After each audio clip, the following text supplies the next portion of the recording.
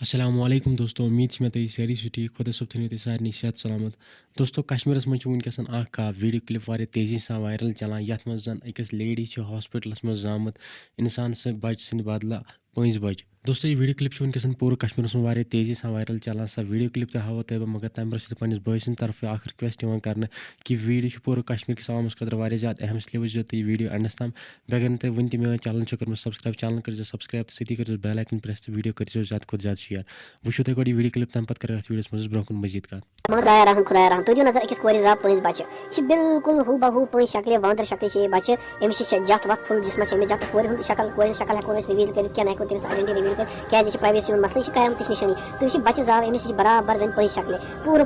मान पंज शक्ल वांदर शक्ल नखवे एमिस बड़ बड़ वांदर सिंद पे यह लकूट बच्चे एमिस फुल जिसमस मान कि जत वन माज हुंद दोद एमिस चनान कि एमिस गाय हुंद दोद चनान ताकि यह बस जिंद रोज साइंटिस्ट तो क्या अच्छे रिसर्च कर मगर अक कथ यार यह कयामत निशानी कह तम गिनान कि आवाज कड़ान